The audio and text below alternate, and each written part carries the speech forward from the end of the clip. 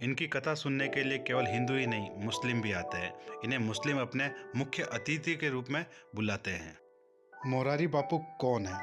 मोरारी बापू उर्फ मोरारी दास प्रभुदास हरियाणी एक धार्मिक गुरु और हिंदू धार्मिक कथावाचक। ये अपना प्रोग्राम 9 दिन रखते हैं जिसमें गुजराती और हिंदी दोनों भाषाओं का प्रयोग करते हैं। ये मूल रूप से तलगाजड़ा गुजरात के निवासी है, जिसके कारण ये अपनी मातृभाषा का प्रयोग अपने कथा के समय अवश्य करते हैं। इन्होंने भारत में ही नहीं बल्कि कई बड़े राष्ट्रों में अपनी छवि छोड़ी है।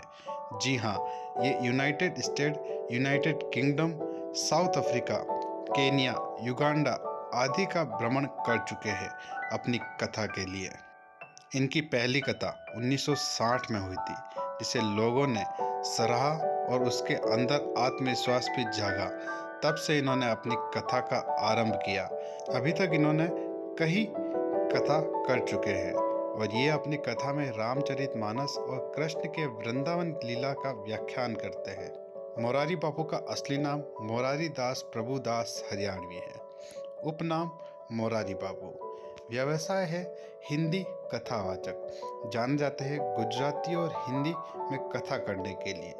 जन्मदिन 25 सितंबर 1946, आज़ादी के 1 वर्ष पूर्व।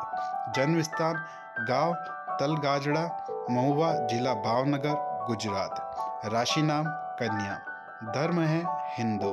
राष्ट्रीयता भारतीय।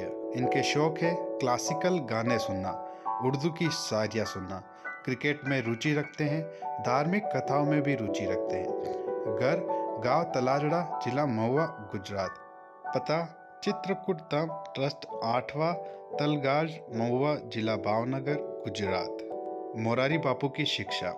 स्कूल एक उच्चतर माध्यमिक विद्यालय तलगढ़, कॉलेज शाहपुर कॉलेज, जूनागढ़। शैक्षिक योग्यता शिक्षक व्यावसायिक पाठ्यक्रम की शिक्षा ली। मोरारी बापू का परिवार।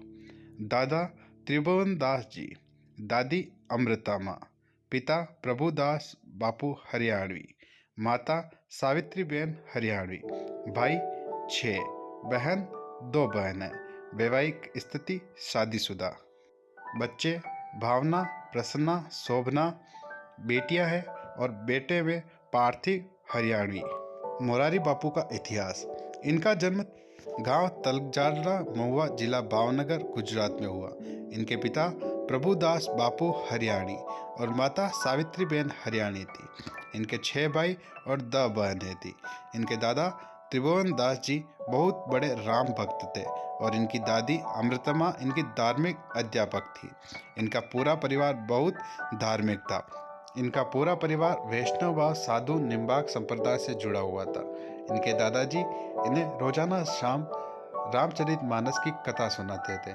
साथ ही इन्हें भगवत गीता और वेदों में कुशल ज्ञान प्राप्त हो सके, इसके लिए इन्हें ऋषिकेश में कैलाश आश्रम के प्रमुख मां मंडलेश्वर विष्णुगिरी महाराज, जो कि इनके दादाजी के छोटे भाई थे, उनके पत्रों और पुस्तकों द्वारा इन्हें सिखाते थे। जब इन्होंने अपनी पढ़ाई पूरी कर ली तब इन्होंने प्राइमरी स्कूल में अध्यापक की नौकरी करना शुरू किया। साथ ही अपनी कथा का कार्य भी किया और बाद में इन्होंने अपनी नौकरी छोड़कर अपना सारा जीवन भगवान में ही लगा दिया। मोरारी बापू के रोचक तथ्य। इनके दादाजी इन्हें रोजाना रामचरितमानस के अध्याय सुनाते थे और इन्हें दोहराना अच्छा लगता था। परिणाम स्वरूप ये 12 वर्ष की आयु में ही पूरी रामचरितमानस सुना देते थे। इनका अधिक समय इनके दादा दादी के साथ बीता और इनकी दादी इन्हें धार्मिक शिक्षा भी देती थी। इन्होंने 10 साल तक एक स्कूल में अध्यापक की नौकरी की। उसी के दौरान ये कई बड़े धार्मिक संतों से मिले। 1960 में इनकी पहली राम कथा राम मंदिर इनके गांव में हुई थी और इनकी पहली कथा विदेश में 1976 में हुई। ये वैष्णव भाव साधु निम्बाग वंश से ताल्लुक़ रखते हैं, जहाँ इन्हें सब बापू कहा करते हैं। इन्होंने जब कैलिफोर्निया में अपनी राम कथा की तो वहाँ इन्होंने लोगों से उत्तराखंड बाढ़ पीड़ितों की मदद के लिए 1 करोड़ रुपए की मदद का आग्रह किया, जो शाम भर में ही 3 करोड़ रुपए से ऊपर निकल गया। इन्होंने अभी तक 700 से अधिक कथा की है और कई दूसरे देशों में भी। समय समय पर ये धार्मिक गुरुओं से मिलते रहते हैं और उन्हें प्रोत्साहित करते हैं कि मानवता के लिए कुछ करना चाहिए। इनकी कथा को सुनने के लिए केवल हिंदू ही नहीं बल्कि मुस्लिम भी आते हैं। ये दोनों धर्मों के गरीब कम्युनिटी के लिए शादी का प्रबंध भी करते हैं। कई महान राजनेता इनके कथा को सुनने आते हैं। इन्हें मुस्लिम अपने मुख्य अतिथि के रूप में कई बार अपने फंक्शन में बुला चुके हैं, जैसे कि याद है हुसैन आदि। ये 2016 में आबू धाबी भी जा चुके हैं अपनी कथा के लिए, जहाँ इन्हें मोहम्मद बिन जयद अल नयान खुद आभार व्यक्त करने आए थे।